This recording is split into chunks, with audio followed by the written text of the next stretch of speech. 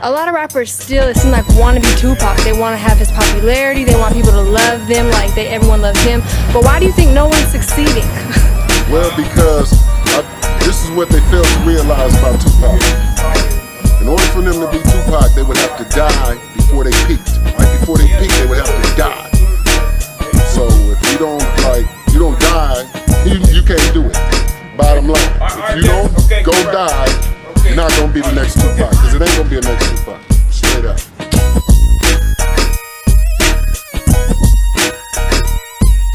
So it has been confirmed that a biopic about the life and legacy of Suge Knight is coming soon.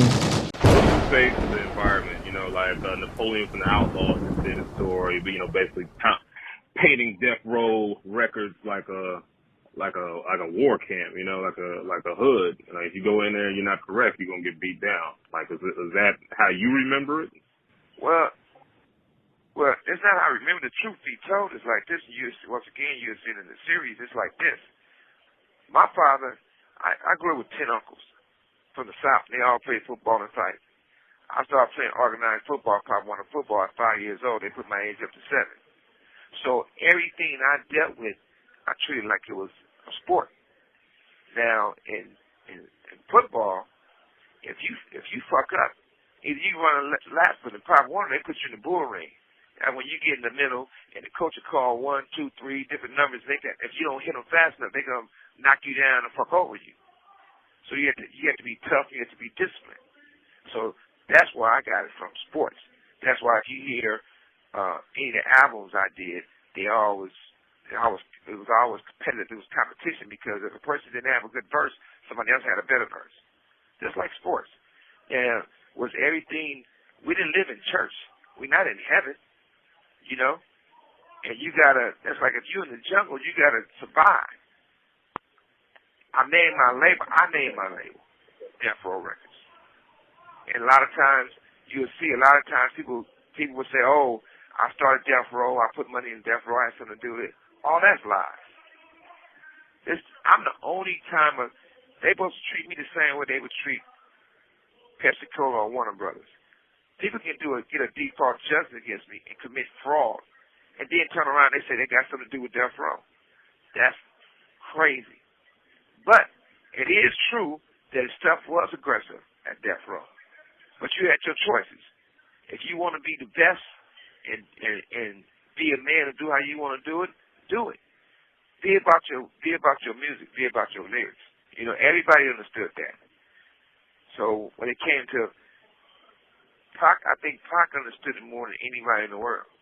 But at the same time, you can't take nothing from Snoop either, because I know I can get Snoop to go to New York with me and promote Death Row faster than anybody else would. It'll just be him and I. But Pac was on a level where it wasn't just about no gang shit. It was about our people. And when we say our people, who trying to do better, how trying to get better. It's really, people say it all the time, but there's really no colors in the ghetto. I'm talking about for skin colors. Right. Because, everybody at the bottom trying to get to the top. But a lot of people behind the scenes went to prison behind Death Row. Some people even lost their life. We still pay that. Right. So a lot of times when people, Death Row still today it wasn't just a label, it was an organization. It's a lot of people around the world got that branding on them tattoo. So if Snoop had Ed Sherman a Death Row chain, he better not be surprised if some thug knock on the door one night and say, you part of the family, I need you to see a hook on my shit. It's situations where it's not about, this whole thing is not about who tough, who not tough. Where are we going with this? How are we growing? Are we going to still do the same thing we did when we was, to me, every day is a blessing. Because when I was young, they told me if I get to be 18, I was going to be something special. They said 21 was out the question. I was like, what you mean by that? That was old heads was telling me. They said, well, shit, you're going to either be on the real Death Row. That's why I wanted to name my company Death Row. But they said I was going to either be on the real Death Row doing time, waiting to get executed, or be dead. So my mother was washing my clothes one time, and she found my driver's license. So what you do with this fake driver's license? I said, no, Mom, it's real. And it was, on my driver's license, I was at the time like 16, 17. My driver's license said I was 26. So people want to put the age back, not forward. I said, Mama, they say I ain't going to make it. Before I go, I'm going to live. So I was really going to the club, showing my ID, going in, having a good time. And so once I got older, every time I got older, it was just another blessing. So if I didn't do nothing else in life, if I don't do nothing else in life, I already beat all the odds.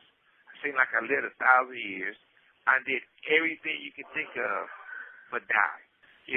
Sometimes it's Netflix or Stars or Showtime or a lot of the other companies, right? When you get ready to do stuff with them, either one, they want you to water it down, or they want to make sure this person don't get upset if it's the truth, or they want to, they just want to water it down. And I believe that, there's only one truth. And if you're going to help the people, especially the younger generation, because I always believe that's our most important goal is helping the youth. If you're going to do something uncut, you got to deliver it the right way, regardless how the truth comes out. Because always be entertaining, but should also be a learning process. And then with BLK Prime, it's different because they're the first platform to say, hey, we're going to be as aggressive as you want it to be. We're going to tell the truth. We're not going to water nothing down. It is what it is. Ball to ball, strike to strike. And what could be better than that, And since I've been in here, from the county jail to being in prison, a lot of times people come in and try to take advantage. They'll be like, oh, they say they talk to this person to get something done. They talk to that person to get something done. And they'll lie, right? But it's not about putting anybody down. It's about moving forward. And this situation is where I really had an opportunity to put a period behind all question marks. Just like when people do a lot of stuff on Pac, when they be talking about Pac, it'd be people who never met him or never hung with him or didn't know anything about him or they knew the stuff about him when he was taking ballet. They didn't know those aggressive years. And like what you've seen in these series, it'll teach you how to build a company. It will teach you how to build a friendship. You will see how people lose their lives. Yo, YouTube, what up? It's your homie Gab. I'm in the building. And this is MAKAVELI Media. So last week, Suge Knight goes on TMZ and confirms, yes, that he has a bio TV series coming out on BLK Prime. Now, I'm not too familiar with the streaming service, but you have to pay to see this new TV series about the life and times of Suge Knight.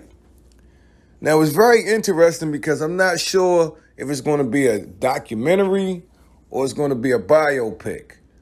But it is going to be 5 seasons. I don't know if it's a season per episode or what have you, but the way they explained it is that part 1 is going to chronicle how Suge Knight courted Tupac to come to Death Row Records, everything that happened, Raw and Uncut, the murder of Tupac, going to the prison system initially to get Tupac to come to Death Row, etc., etc. And he said he ain't sugarcoating shit. He said one of the things that this streaming service promised him that he could keep it as funky as he wanted it to be. And we want that because we know there's a lot of crazy shit going on at Death Row at that time, and we here for it, right? We want to see that. So part 1 is about Tupac. Part 2 is going to be about Biggie Smalls. What happened during this whole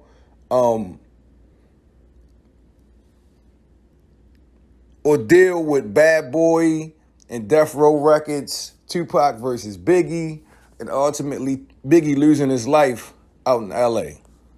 Suge's involvement or what have you, I'm sure, they're going to be real careful when they do this episode. Let's just leave it at that. When we get to this season, right? Part 3 is supposed to be about Suge's prior relationship with Sean P. Diddy Combs. You know, they used to be friends back in the day, and then something happened along the way. A lot of people says what took place at JD's party when, you know, Suge's homie Big Jake lost his life. We'll see. Hopefully the documentary keeps it a buck. That's what Suge is promising, right? Seasons 4 and 5 is about Dr. Dre and Snoop Dogg.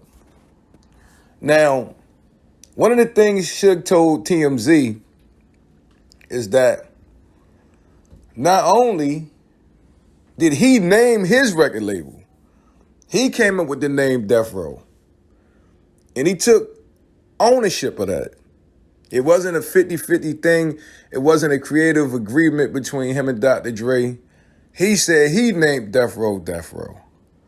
But one of the things that also tripped me out is that Suge basically said, didn't nobody front him no money to start Death Row Records.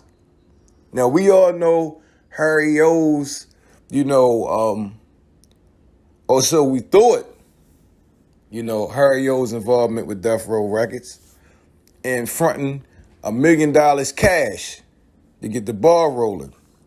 Well, apparently, in this TV series, Suge Knight is disputing that.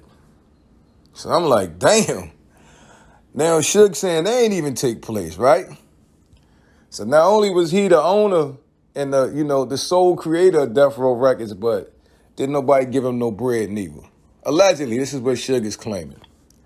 Then he talks about, you know, like I say, Dre, and then they get into Snoop.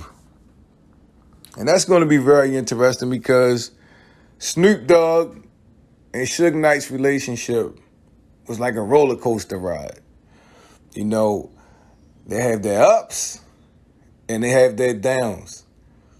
And us as fans over the years, we've seen both sides of that. We've seen Snoop on Suge's shit list, and we've seen Snoop talk about Suge in high regard. So, I mean, who knows what he's going to say about Snoop Dogg. But I will tell you this. Suge Knight admitted that Death Row was the house that Snoop Dogg built. So let's just see how this whole thing plays out. But I'm very interested to see how they handle certain things. And I want to break these down real quick. I want to see how they show the entire relationship between Tupac and Suge Knight. Was it always peaches and cream? Did Pac and Suge ever have any fallouts? And just how strong was that bond? We want to see that, right? I want to see how they handle the whole Biggie Smalls situation. You know, I want to see how deep they really explore what really happened to Biggie. I also want to see the dynamics between the friendship between Suge Knight and Sean P. Diddy Combs. You know, were you guys really cool or were y'all frenemies? You know, what broke that bond up, right? I want to see exactly how did you and Dr. Dre form Death Row Records, and when did it go bad, and how did it get to the point of no return? And how did you convince Dr. Dre to leave with absolutely nothing? I wonder if they're going to show Suge getting with, you know, Dr. Dre's main squeeze in this series, Miss Chalet. I don't know. He said they're keeping it a buck. Let's see if they really, really keep it a buck. Let's see if it's really real, right? And then, last but not least, Snoop Dogg. Are they going to show Snoop leave Death Row and, you know, go to No Limit? Are they going to show that? I don't know. I guess we gotta wait and see, right? Well, anyway, once again, this Suge Knight TV series is supposed to air this fall. So we got a couple months before we see something. I'm eager to see, like I say, if it's a bio series, are they going to be actors, or is it just another documentary? Either way, I want it to be dope, but I got my fingers crossed. I want to see some action. I want some actors. Tell me what you guys think. Do you think this new Suge Knight TV show is worth watching? Are you excited? Or is just this another money grab for Suge Knight while he's incarcerated? Leave your thoughts in the comment section. Don't forget to sub to the channel. This is MAKAVELI Media.